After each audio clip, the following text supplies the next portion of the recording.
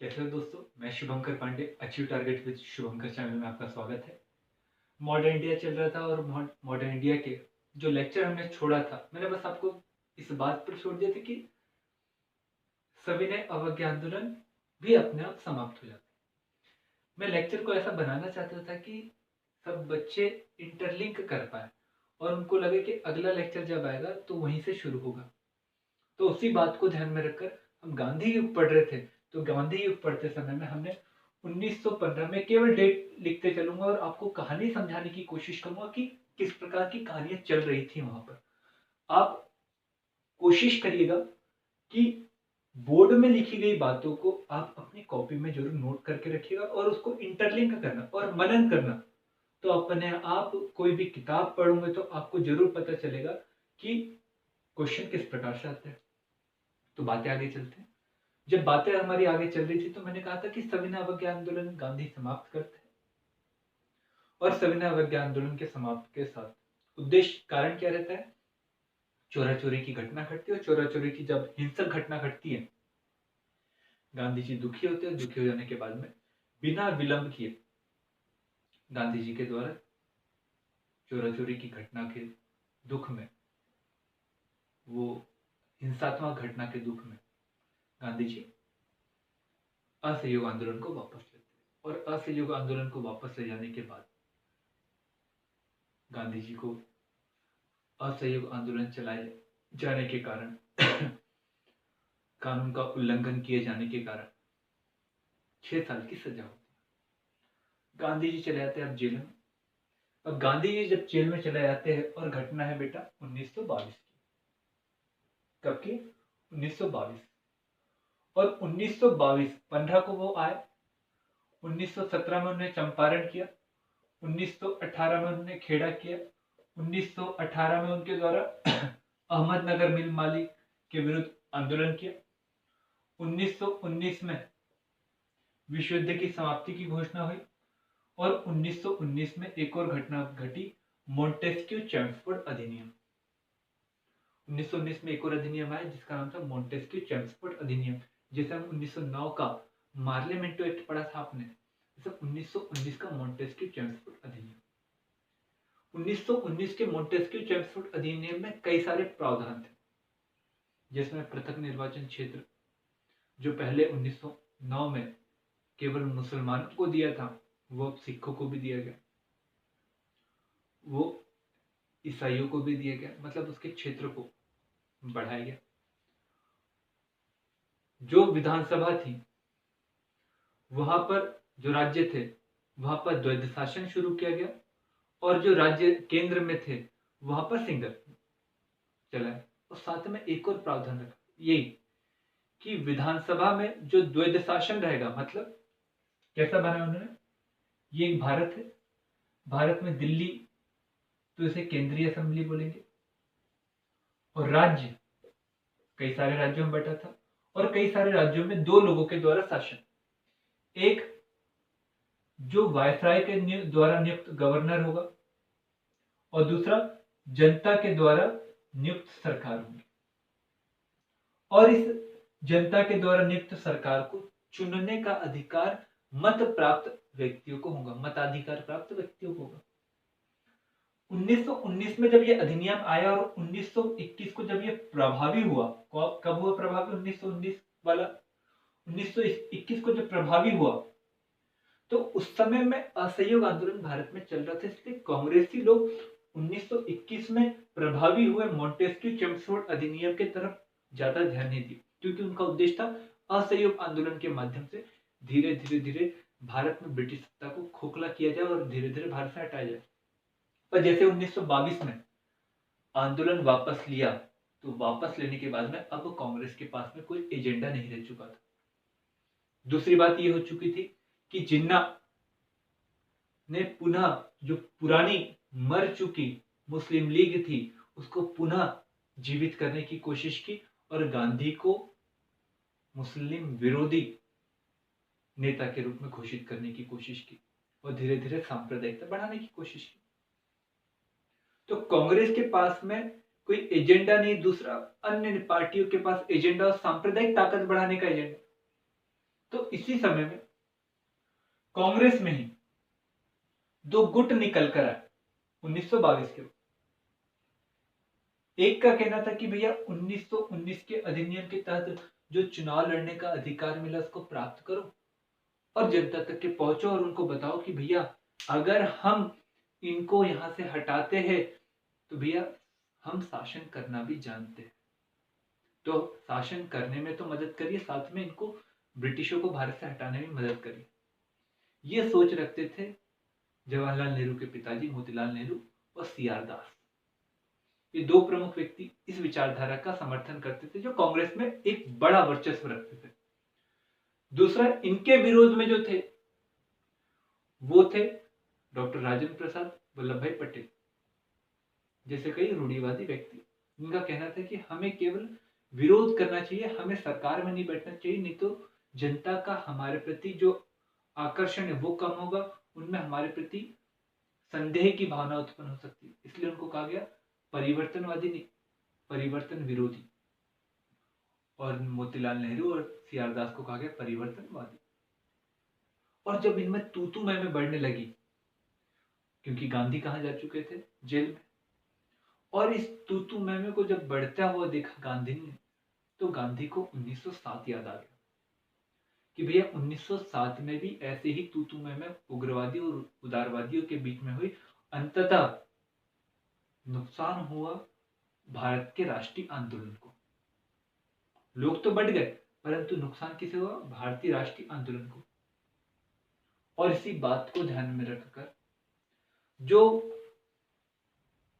परिवर्तनवादी थे उनके द्वारा जो स्वराज पार्टी की स्थापना की गई थी, वो स्वराज पार्टी अंतिमतः गांधी जी से जाकर 1924 में मिली, जेल में जाकर मिली, और वहीं पर गांधी जी और स्वराज पार्टी के प्रमुख नेता जो सचिव थे जिनका नाम था सीआर दास, उनके बीच में समझौता हुआ जिसका नाम था सीआर दास समझौता।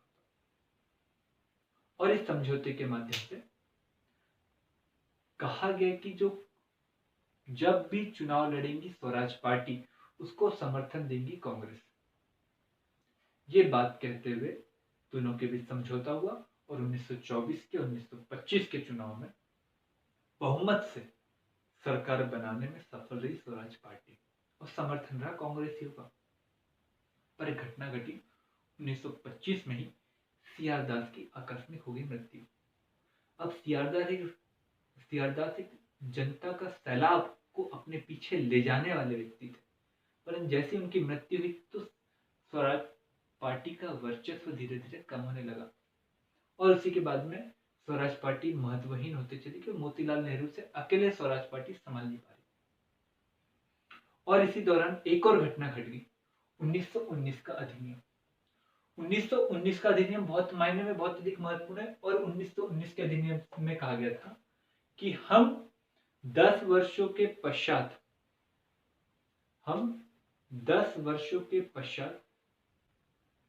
एक आयोग बनाएंगे और उस आयोग का उद्देश्य भारत में 1919 के अधिनियम के प्रभावी हो जाने के पश्चात क्या क्या चेंजेस आए उसका मूल्यांकन करेगा। ये 1919 का अधिनियम था, तो 10 वर्ष होते 1929, तो 1929 को आना था ये आयोग को, समय से पहले ही आ गया 1927 में। दूसरी बात क्या रही, इस आयोग में जितने भी लोग थे वे सभी लोग गोरे थे, और जब गोरे लोगों को मूल्यांकन करने का बोलेंगे तो स्वाभाविक रूप से उनका परसेप्शन जो रहेगा वो कहीं ना कहीं नेगेटिव ज्यादा रहेगा। दूसरी बात, गोरे लोग मूल्यांकन करेंगे, क्या भारतीय लोग अपने खुद का मूल्यांकन कर नहीं सकते क्या? इस बात के कारण जो आयोग, जिसे नाम से जाना जाता है, अगर मैं नाम लूंगा तो आपको जल्दी से क्लियर हो जाएगा, साइमन कमीशन। और ये आयोग आया और इसका हर जगह पर विरोध हुआ, पर कई सारे लोगों के द्वारा इसका समर्थन भी किया गया, जिसमें एक प्रमुख थे बी.आर. आम्बेडकर साहब। इसका कारण भी था, कारण ये था कि बी.आर. आम्बेडकर साहब और साइमन कमीशन पहले साथ में पढ़ चुके थे, तो एक मित्रता वाला सभा था। मित्र व्यक्ति कभी भी एक मित्र का विरोध नहीं करता, तो एक मित्रता के भाव से उनके द्वारा समर्थन किया गया। दूसरी बात, जो हमारे बी.आर. आम्बेडकर साहब थे वो अनुसूचित जनजाति और जाति के प्रति जो भेदभाव हो रहा था उसके प्रति बहुत संवेदनशील थे, क्योंकि उन्होंने वो जिंदगी जी हुई थी और उसके कारण वो कहीं ना कहीं वो भावना उनमें थी कि भैया मेरे बाद में ऐसा कोई और इस प्रकार के बर्ताव को झेले ना, इसलिए उनको भी कोई अधिकार हो। तो भैया जो भी चीज आप पढ़ोगे उसमें थोड़ा इनके बारे में भी देखिएगा, अनुसूचित जातियों के बारे में भी देखिएगा, अनुसूचित जनजातियों के बारे में देखिए। इस भाव से उन्होंने साइमन कमीशन का सत्कार किया, आदर किया। हर जगह साइमन कमीशन जहां जहां गया हर जगह उनका विरोध है। साइमन गो बैक के नारे लगे, साइमन गो बैक के नारे लगे। और साइमन गो बैक के जब नारे लगे तो ये नारे जब लाहौर में लग रहे थे तो लाहौर में लगने के दौरान एक प्रभुत्वकारी नेता जो पहले कांग्रेस में उग्रवादी गुट के कहलाते थे, जो पहले आर्य समाज से अपना संबंध रखते थे, लाला लाजपत राय की लाठियों से डंडे मार मार कर घायल होकर मृत्यु हो गई। जिसके बाद हमें दिखाई दिया कि आगे उन्होंने एक शब्द कहा कि जिस लाठी से आपने मेरे ऊपर प्रहार किया है वो ही आपकी ताबूत की आखिरी कील साबित होंगी। अब यही आपका एक प्रश्न है, टिप्पणी कीजिए। अब ये जब विरोध हो रहा था, विरोध इतना ज्यादा हो रहा था कि भैया वायसराय भी टेंशन में। उस समय में वायसराय रेडिंग साहब थे और रेडिंग साहब पहले यहूदी भारत के वायसराय। रेडिंग साहब गए और उसी दौरान एक नए वायसराय और वो वायसराय के साथ में जो सचिव थे वो आए और उनके द्वारा खुला चैलेंज दिया गया कि भैया आप लोग अगर इतना विरोध कर रहे हो तो भैया आप सर्वसहमति से मुझे एक संविधान बनाकर तो बताओ जिसमें भारत की सभी पार्टियां शामिल हो। सब भारतीय खुश हो गए। ये बात है 1928 की। साइमन कमीशन कब आया? 1927 में।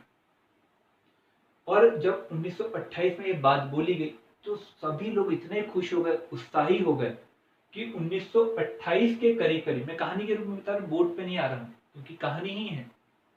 और 1928 में जब इतने लोग खुश हो गए, कांग्रेस खुश हो गई, स्वराज पार्टी खुश हो गई, अन्य सभी पार्टियां खुश हो गई कि भैया हमें बनाना चाहिए। और फिर सभी दल बैठे और इसका नाम मिला सर्वदलीय बैठक। सर्वदलीय बैठक बैठी जिसकी अध्यक्षता मोतीलाल नेहरू के द्वारा की गई। सर्वदलीय बैठक में सर्वसहमति से संविधान बन ही रहा था। और जब संविधान सर्वसम्मति से बन ही रहा था, इस समय में एक व्यक्ति अपना वर्चस्व बढ़ाने की कोशिश करने लगा और उसका नाम था जिन्ना। जिन्ना के द्वारा कहा गया कि भैया मैं इस संविधान में तभी अप्रूवल दूंगा जब मेरी कुछ मांगे मान ली जाएंगी। उनके द्वारा कुछ मांगे रखी गई जिसकी संख्या 14 रही, तो इतिहास में जाना गया 14 सूत्री मांगे। ये मांगे क्या थी? सिंपल अगर मैं बताऊं, उसकी मांग, पहली मांग ये थी कि भैया जो भारत को बनाया जाएगा वो परिसंघी बनाया जाएगा। मतलब संघी नहीं, परिसंघी, अर्थात राज्यों के बीच समझौते के आधार पर एक संघ का निर्माण जब किया जाता है उसे कहा जाता है परिसंघी।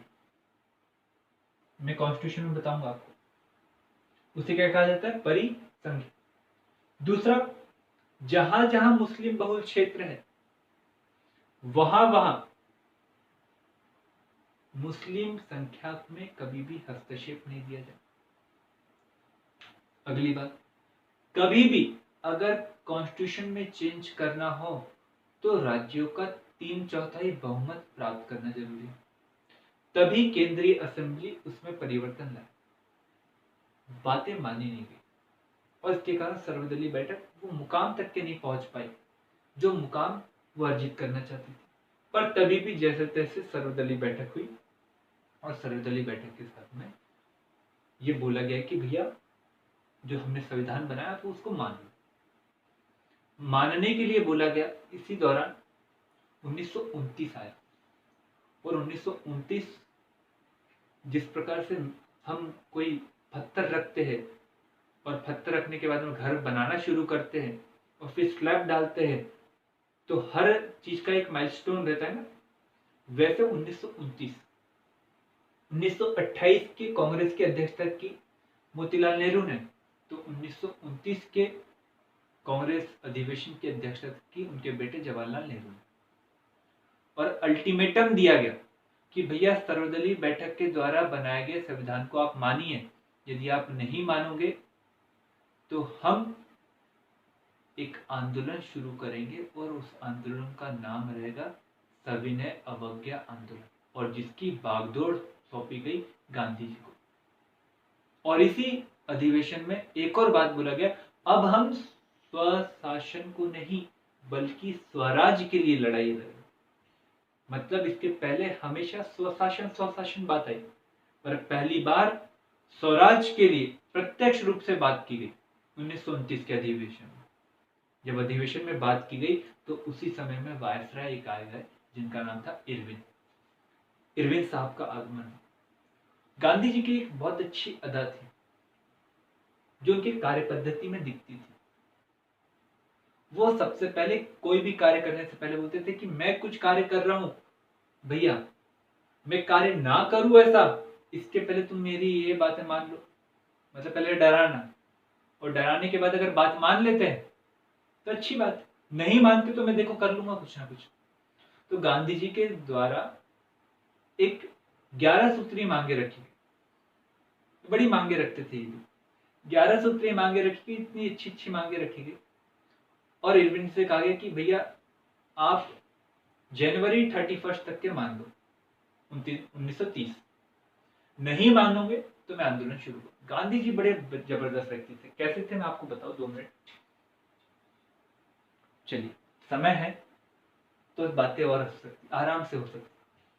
गांधी जी को बड़ा नेता क्यों बोला जाता है आप यहां से समझिए। 1919 में 1920 में जो असहयोग आंदोलन शुरू हुआ उसमें तो बहुत बड़ा जनसैलाब था, पर 1929 में और भी बड़ा जनसैलाब।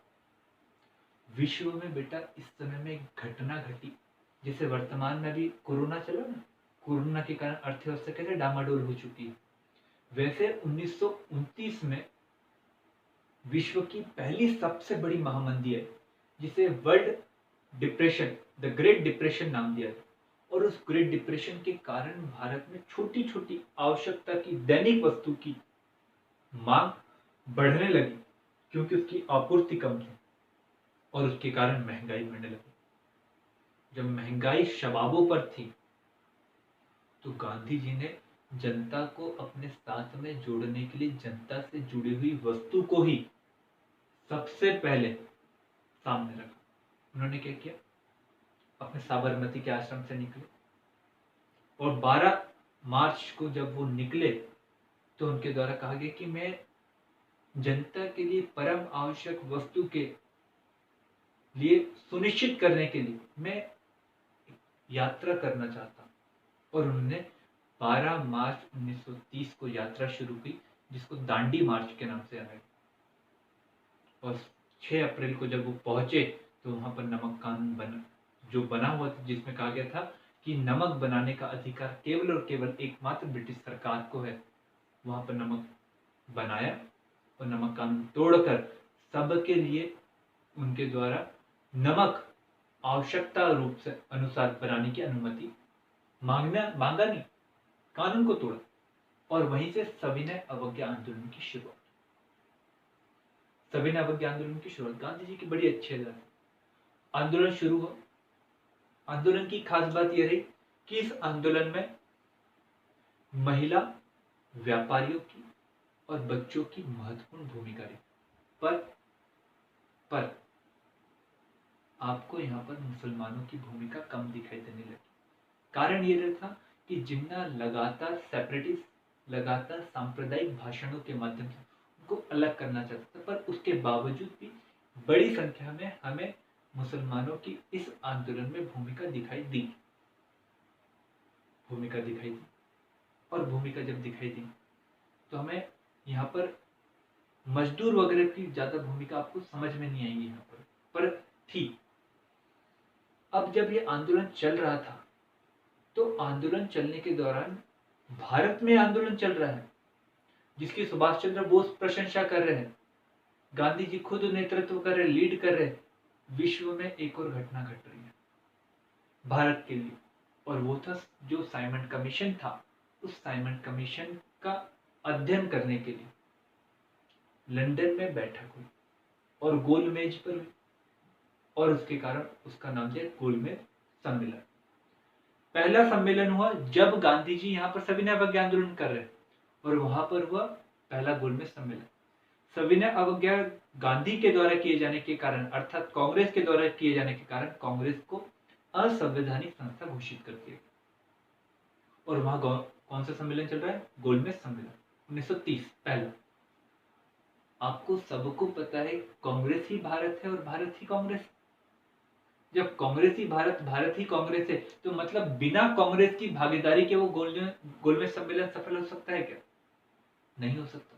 और यही कारण है कि बिना किसी मुकाम पर पहुंचे वो गोलमेज सम्मेलन असफल। और गोलमेज सम्मेलन जब असफल रहा, कांग्रेस के लोग नहीं गए, परंतु भारत के अन्य पार्टी के कई सारे लोग गए, जिसमें एनी बेसेंट कांग्रेस की थी। गांधी के आने के बाद में 1919 में उन्हें छोड़ दिया। एनी बेसेंट, तेज बहादुर सुप्रू, बी.आर. आम्बेडकर, ये कई सारे लोग गए। जब वो लोग गए तो वहां पर जब स्थिति देखी कि भैया बिना कांग्रेस के ये गोलमेज सम्मेलन में बातों को बहुत अच्छे से नहीं उठाया जा सकता है, तो उसके बाद में तेज बहादुर सुप्रू जब प्रथम गोलमेज सम्मेलन से वापस आया, तो आकर उन्होंने सम्मेलन को और अधिक अच्छा सफल बनाने के लिए गांधी से मिले और कहा कि इरविन साहब आपसे मिलना चाहते हैं, क्योंकि इरविन भी जान चुका था कि बिना गांधी के समर्थन के हम क्या नहीं प्राप्त कर सकते, गोलमेज सम्मेलन की सफलता। तो इसलिए क्या, इरविन और गांधी दोनों के बीच में मुलाकात हुई। ये पहला समय था कि भैया दबाव में आकर पहली बार एक भारतीय नेता को टेबल पर बुलाकर बातचीत हो रही है। इसके बाद इरविन की बहुत थू भी हुई कि भैया क्यों ऐसे व्यक्ति को बिठा रहे। चर्चिल जो आगे प्रधानमंत्री बना ब्रिटेन का, उसके द्वारा इसकी थू की गई कि भैया क्यों बिठा रहे हो। परंतु गांधी का वजन था, कांग्रेस का वजन था उस समय। यही हमारी पहली मनोवैज्ञानिक जीत थी कि भैया अंग्रेज लोग समझ चुके थे हमारी सत्ता यहाँ पर ज्यादा समय की नहीं है, पर बोल नहीं रहे। लठ तो पड़ा था, परंतु कितने जोर से पड़ा, बया थोड़ी कर पा रहे थे, बया नहीं कर पा रहे थे। पर हम बया करवाने के लिए गांधी जी तो थे ना। वे गांधी जी के द्वारा वहां पर सम्मेलन में उनके जो समझौता हुआ, उसमें कई सारी बातों को माना गया। और कई सारी बातों को जब माना गया 1931 में इरविन गांधी समझौते में, तो उसमें क्या बातें थी? पहली बात, राजनीतिक कैदियों को रिहा किया जाए, अनावश्यक सैनिक खर्च को बंद किया जाए, जो गुप्तचर प्रणाली है उसको समाप्त किया जाए, शिक्षा पर खर्च किया जाए। ये मूलभूत बातें उनकी थी। पर एक बात को वो मना नहीं पाए, भगत सिंह, राजगुरु और सुखदेव, इनकी जो फांसी थी इसको वो मना नहीं पाए। इरविन इसमें बहुत कठोर थे, और जब बहुत कठोर थे, और गांधी का भी दर्शन था कि भैया हिंसा किए है और हिंसात्मक मार्ग पर चलकर अगर कुछ कार्य किए तो भैया कुछ ऐसा उनका भी था शायद। और जब समझौता हुआ, और समझौता होने से पहले 23 मार्च 1931 को फांसी की सजा दी गई, उसके बाद में गांधी का विरोध होने लगा। और जब अगला अधिवेशन 1931 का हो, तो उस अधिवेशन में गांधी को काले झंडे दिखाई दिए। इसी समय में गांधी ने कहा कि गांधी मर सकता है परंतु गांधीवाद नहीं। और उसी के बाद में गांधी जी द्वितीय गोलमेज सम्मेलन में एस.एच. राजपूताना जहाज में बैठकर लंदन गए, और लंदन गए, वहां पर अंबेडकर के साथ अनुसूचित जाति को पृथक धर्म बनाने के संबंध में विवाद हुआ। और विवाद इतना बढ़ गया कि गांधी जी सभा को छोड़कर आया, और जब वो भारत आ रहे थे तो जनता का सैलाब उनका स्वागत करने के लिए बैठे थे। उन्होंने एक ही चीज कहा कि मैं खाली हाथ लौटा हूं, परंतु मैंने अपनी इज्जत पर बट्टा लगने नहीं दिया। इसी दौरान अंग्रेजों की बांटो राज करो की नीति और तूल पकड़ने लगी। पहले हिंदू मुस्लिम तो कर ही दिया था, अब उन्होंने हिंदुओं में भी बांट करनी शुरू करी और रैमजे मैकडॉनल्ड के द्वारा अगस्त 1932 में पृथक निर्वाचन क्षेत्र की घोषणा कर दी गई अनुसूचित जनजाति जाति के लिए। गांधी जी इतना दुखी हुए, पहली बात इससे भी दुखी थे कि भैया जैसे ही गोलमेज सम्मेलन से आए थे तो इरविन के साथ जो समझौता किया था वो समझौता एक भी लागू नहीं हुआ, तो उन्होंने फिर से सविनय आंदोलन शुरू कर दिया और जेल में हो गए। और इसी समय रैमजे मैकडॉनल्ड ने जब घोषणा कर दी तो गांधी जी इतने दुखी हुए कि उनके द्वारा पुणे के यरवड़ा जेल में ही अनशन शुरू कर दिया। पूरा देश फिर से भैया गांधी जी अनशन कर रहे हैं, एक प्रमुख नेता अनशन कर रहा है, बातें मानना जरूरी है। और फिर वहीं पर समझौता हुआ जिसे पूना समझौते के नाम से जाना। इसी के बाद कांग्रेस को पुनः असंवैधानिक संस्था घोषित कर दिया और तीसरा गोलमेज सम्मेलन हुआ जिसमें कांग्रेस की भागीदारी नहीं थी। और जब तीसरा गोलमेज सम्मेलन हुआ तो उस तीनों गोलमेज सम्मेलन के आधार पर ब्रिटिश की संसद में एक व्हाइट पेपर जारी किया गया और उस व्हाइट पेपर के आधार पर क्या क्या स्थिति बनती है उसमें दर्शाया गया कि भारत में क्या क्या आगे हमें करना है। और इसी के बाद में 1935 का अधिनियम आया। तो यहां तक के आपको मुझे ऐसा लगता है कुछ बात समझ में आई होंगी। तो 2 प्रश्न लिख लीजिए। तो पहला प्रश्न मैं देख लेता हूं, समय ज्यादा हुआ तो नहीं। तो पहला प्रश्न लिख लीजिए, सिंपल सा, 1929 के कांग्रेस अधिवेशन के अध्यक्ष कौन थे और पूर्ण स्वराज की मांग किस व्यक्ति के द्वारा कांग्रेस की ओर से रखी गई। पहली बार कांग्रेस में स्वराज शब्द का प्रयोग किसने किया। ये 3 प्रश्न हैं। आपको वीडियो अच्छा लगा हो तो जरूर इसको लाइक करिए, शेयर करिए, सब्सक्राइब करिए। Thank you.